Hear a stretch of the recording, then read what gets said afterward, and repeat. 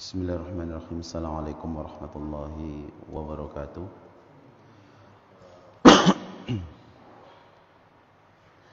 Innal hamdalillah nahmaduhu wa nasta'inuhu wa nastaghfiruh wa nastahdihi wa natubu ilaih wa na'udzu billahi min shururi anfusina wa sayyiati a'malina. Man yahdihillahu fala mudilla lahu wa man yudlil fala hadiya lahu. أشهد أن لا إله إلا الله وحده لا شريك له وأشهد أن محمدا عبده ورسوله صلى الله عليه وعلى آله وأصحابه ومن تبع هداه بإحسان إلى يوم الدين. أما بعد فيا إخوة الإيمان أوصيكم ونفسي بتقوى الله عز وجل فقد فاز المتقون. ثم قال المؤلف باب زيارة أهل الخير ومجالستهم وصحبتهم ومحبتهم وطلب زيارتهم والدعاء منهم وزيارة المواضع الفاضلة. Bab tentang masalah-masalah yang berkaitan dengan ziarah atau berkunjung ke tempat ahlul khair, ke tempat orang-orang yang Allah berikan keutamaan dalam kebaikan, bukan karena kekayaan, bukan karena kekuasaan, bukan karena manfaat duniawi yang akan didapat, tapi ini adalah berziarah, berkunjung ke tempat orang-orang yang ahli dalam kebaikan, kesolehan, dan duduk dalam majelisnya, menemaninya, mencintai mereka, dan juga memohon supaya mereka mau berkunjung ke tempat kita. Suatu kemuliaan. Kalau niatnya ikhlas, walaupun mungkin dia tidak dilihat oleh siapapun, Allah Subhanahu wa taala biasa menunjukkan ketika mohon untuk dia diziarahi atau seorang yang memiliki ahli kebaikan, ulama tersebut diminta ziarah, biasanya kadang-kadang mau ziarah. Dan sesungguhnya ketika kita diziarahi oleh orang-orang yang soleh, orang-orang yang takut kepada Allah, maka itu ada kemuliaan dari sisi Allah Subhanahu wa taala. Wa du'a minhum, dan mohon doa dari mereka. Ya. Dan juga berziarah ke tempat-tempat al-fadilah, tempat-tempat yang memiliki keutamaan. Nah, ini bab yang akan kita bahas pada pagi hari ini. Memang agak panjang babnya. Nanti ada cerita-cerita, ada kisah. Syekh Nawawi rahimahullahu taala memasukkan di awal bab ini surat Al-Kahfi ayat 60 sampai 66, 7 ayat. Surat Al-Kahfi ayat 60 sampai 66. Dimulai dari firman Allah Subhanahu wa taala, a'udzubillahi minasyaitonir rajim. Wa idh qala Musa li fatahu la abrahu hatta ablugha majma'al bahrain aw amdiya huquba. Ila qawlihi ta'ala, qala lahu Musa hal attabi'uka ala an tu'allimani mimma 'ullimta rusyda. Saya baca terjemahannya aja. Untuk 7 ayat yang pertama ini, Allah Subhanahu wa taala berfirman, dan ingatlah ketika Nabi Musa alaihissalam berkata kepada muridnya.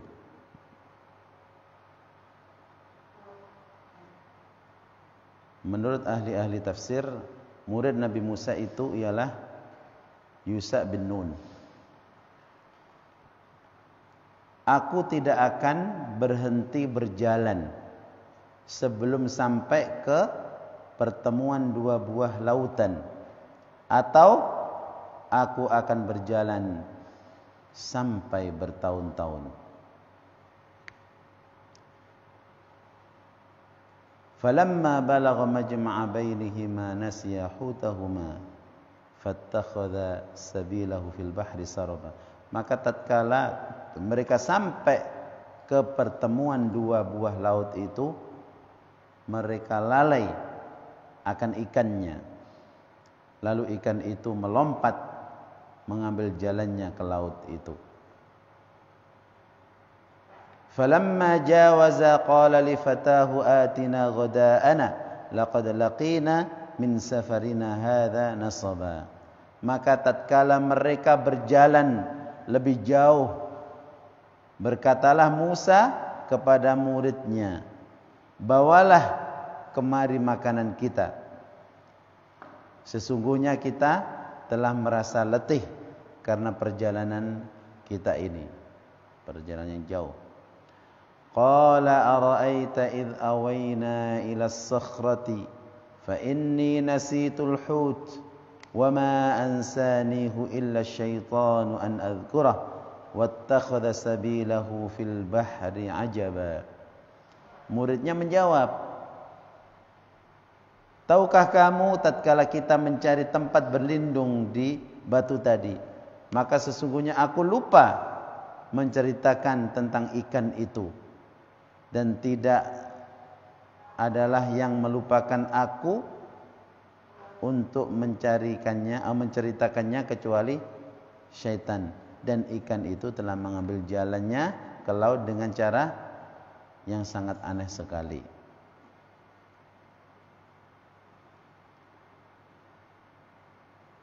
Qala dzalika ma kunna nabghi fartadda ala atharihima qasasa. Musa berkata, itulah tempat yang kita cari. Lalu keduanya kembali mengikuti jejak mereka semula. Fawajada 'abdan min 'ibadina atainahu rahmatan min 'indina wa 'allamnahu min ladunna ilma. Lalu mereka bertemu dengan seorang hamba di antara hamba-hamba kami, kata Allah, yang telah kami berikan kepadanya rahmat dari sisi kami, dan yang telah kami ajarkan kepadanya ilmu dari sisi kami. Nah, menurut ahli tafsir, hamba itu bernama Khidir, yang kisahnya sudah populer. Dan yang dimaksud dengan rahmat di sini ialah wahyu dan kenabian. Maka dikatakan setiap nabi belum tentu rasul, tapi setiap rasul pasti nabi. Nabi itu hamba Allah yang Allah berikan wahyu, tapi syariatnya untuk diri sendiri. Sedangkan rasul itu diajarkan kepada umatnya. Sedang yang dimaksud dengan ilmu ialah ilmu tentang yang gaib, yang akan terjadi,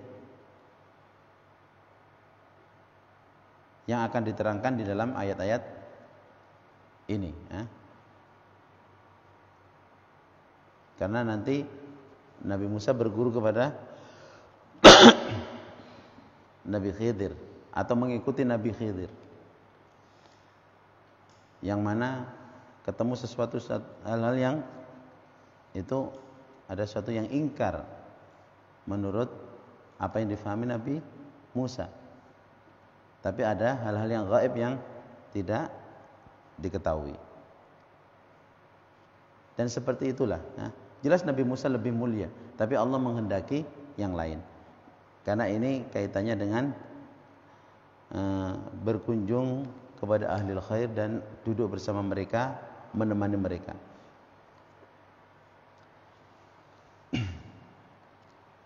Wa qala ta'ala, dan Allah berfirman dalam surat yang lain, surat Al-Kahfi, sudah pernah kita bahas, ayat 28. Wasbir nafsaka ma'al ladzina yad'una rabbahum bil ghadati wal 'ashiyyi yuriduna wajha. Bersabarlah jiwamu ini, dirimu ini bersama orang-orang yang senantiasa menyeru Rabb mereka, baik di waktu pagi dan sore, yang hanya mengharapkan wajah Allah, artinya ikhlas. Maka dalam hal ini kita diperintahkan oleh Allah Subhanahu wa taala dari ayat yang sudah kita baca ini, bagaimana kita tumbuhkan dalam diri kita ini senang, senang berkunjung kepada orang-orang yang memiliki keutamaan. Mengunjungi orang-orang yang tentunya hal tersebut akan menambah keimanan kita.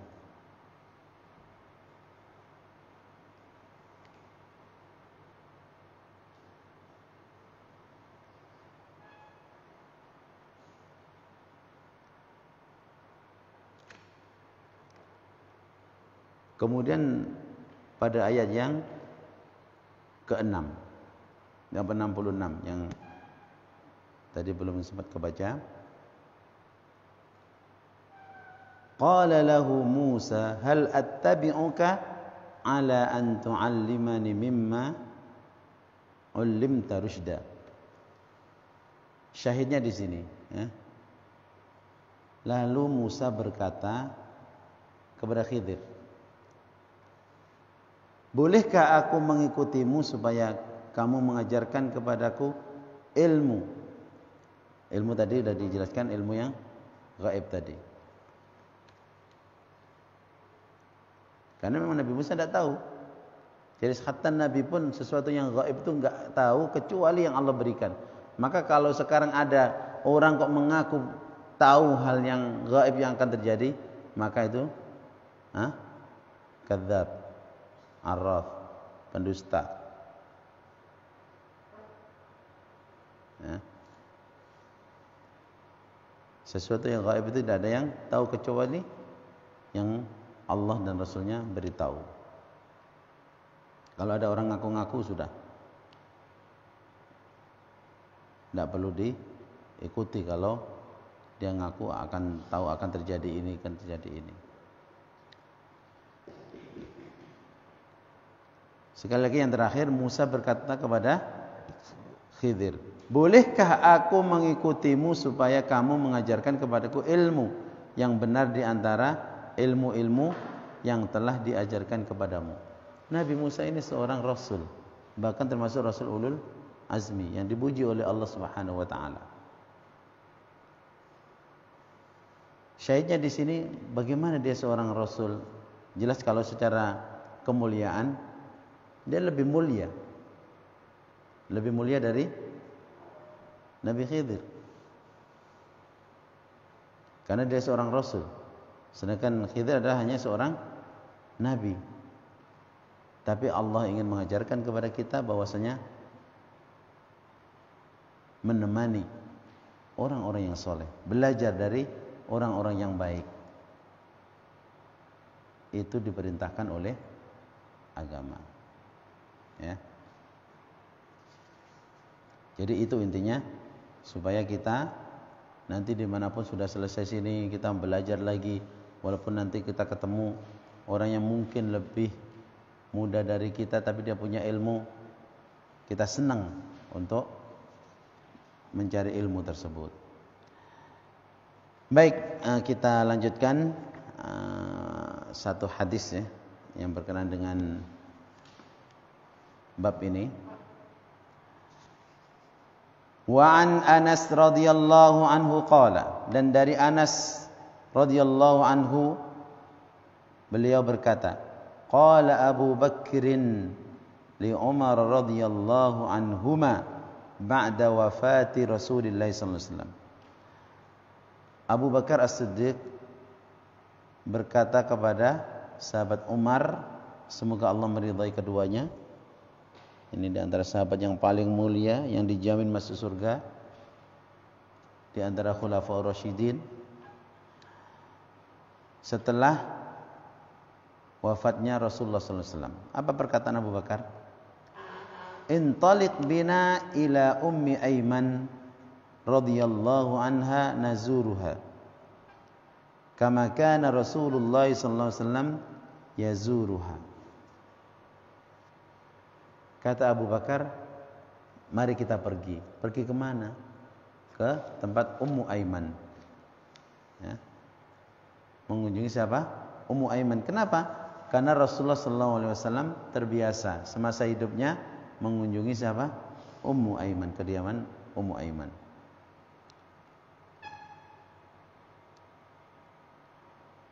Falamma intahayna ilaiha bakat.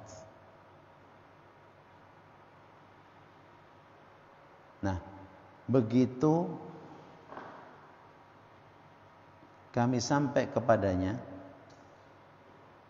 ada kediaman Ummu Aiman.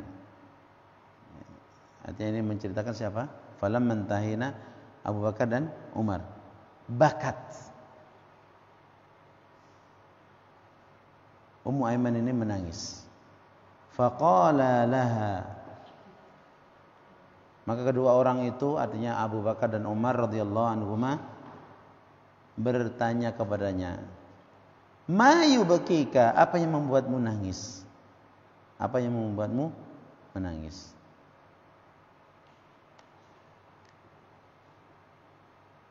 Ama ta'lamina anna ma 'indallahi khairun li Rasulillah sallallahu alaihi wasallam? Bukankah apa yang disediakan oleh Allah untuk Rasulullah sallallahu alaihi wasallam adalah yang terbaik? Ada yang terbaik untuk Rasulullah sallallahu alaihi wasallam. Faqalat, Ummu Aiman menjawab, inni la a'lamu anna ma 'indallahi ta'ala khairun li Rasulillah sallallahu alaihi wasallam. Sesungguhnya tidaklah aku menangis ini karena sesungguhnya saya benar-benar tahu bahwasanya yang di sisi Allah itu lebih baik bagi Rasulullah sallallahu alaihi wasallam.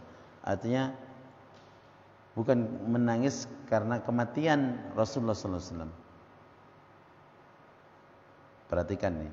Menangisnya kenapa? Walakin abki annal wahya qad inqata'a minas sama.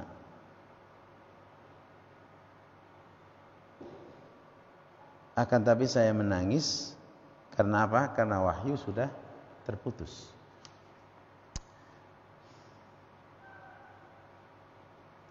Maka tidak kuasa juga. Fahajjathuma 'alal buka. Abu Bakar dan Umar pun tidak tahan untuk menahan tangisnya. Kenapa? Karena memang wahyu sudah tidak turun lagi. Wahyu tidak turun lagi. Faja'ala yabkiyani ma'aha.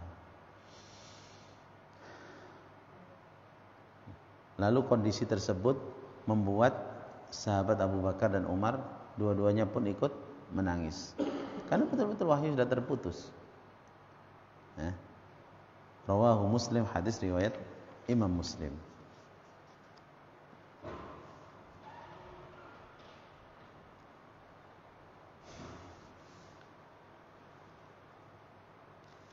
Jamaah sekalian yang dimuliakan Allah Subhanahu wa taala.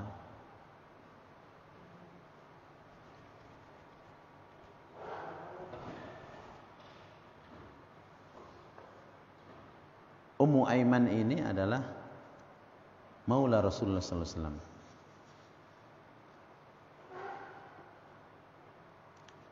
Dan Ummu Aiman ini dari Habasyah, daerah di Ethiopia. Ketika ibunda Nabi sallallahu alaihi wasallam melahirkan Rasulullah sallallahu alaihi wasallam, dan setelah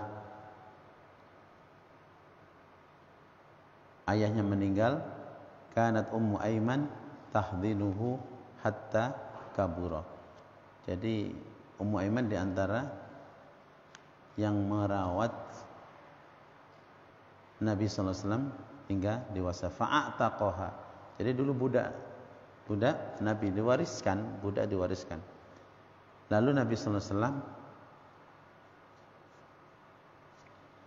memerdekakannya, ya.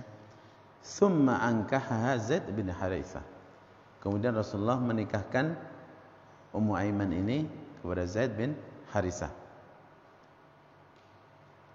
Faya Ummu Usamah ibn Zaid. Dan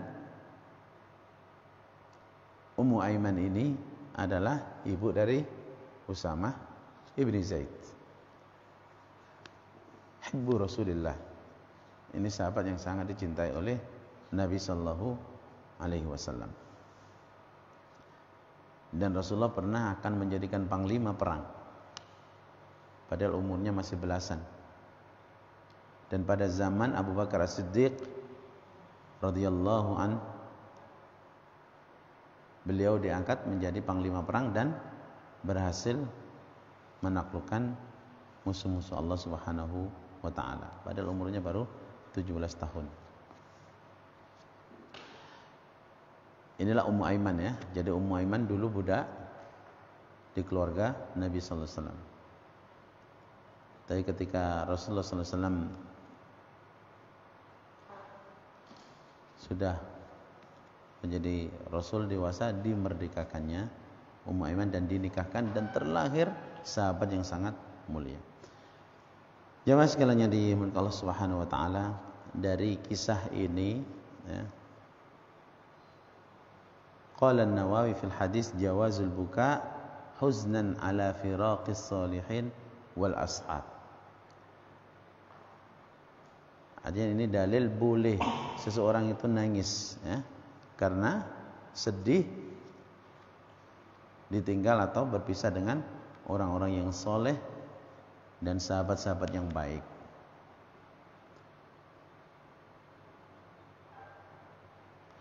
Kemudian yang kedua yang bisa kita ambil, ziyaratus sholihin wa ziyaratu man kana sadiquhu yazuruhu. Berziarah ke tempat orang-orang yang soleh dan berziarah atau berkunjung ke tempat siapa yang temannya dulu memang sering diziarahi karena kebaikannya. Jawazu ziyaratis sholih liman huwa dunahu. Dan boleh siapa yang enggak kenal sahabat Umar, Abu Bakar, sahabat sangat mulia, keutamaannya enggak usah dipertanyakan lagi, berkunjung kepada Ummu Aiman. Artinya boleh orang, bahkan ini dicontohkan, orang yang lebih mulia berkunjung kepada orang yang ada di bawahnya. Kalau kita berusaha untuk, ya kalau ada para ulama kita kunjung, kita dengar ada itu, datang seperti itu. Karena keutamaannya. Yang keempat, fadlu Ummi Aiman radhiyallahu anha. Ini keutamaan Ummu Aiman yang merawat Nabi sallallahu alaihi wasallam.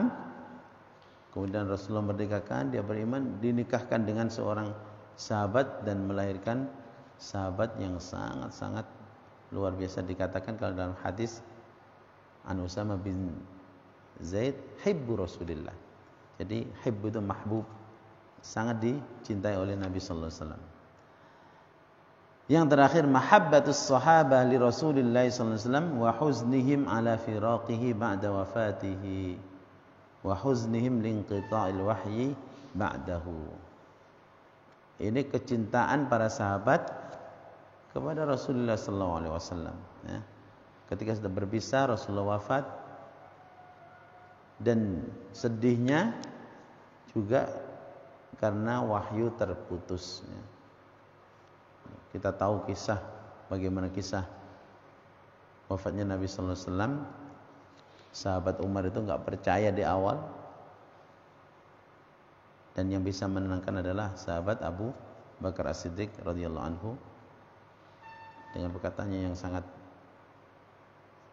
indah, barang siapa yang menyembah Muhammad maka Muhammad telah wafat, tapi barang siapa yang menyembah Allah maka Allah Subhanahu wa taala Maha hidup, tidak akan mati. Jamaah sekalian yang dimuliakan Allah Subhanahu wa taala, inilah pentingnya kita, ya, berkumpul dengan orang soleh, sehingga kita juga senang kepada orang-orang yang soleh, dan kita juga selalu dipertemukan dengan orang-orang yang soleh. Itu adalah suatu nikmat, ya. Ini berkumpul dengan para penghafal Quran itu suatu kenikmatan.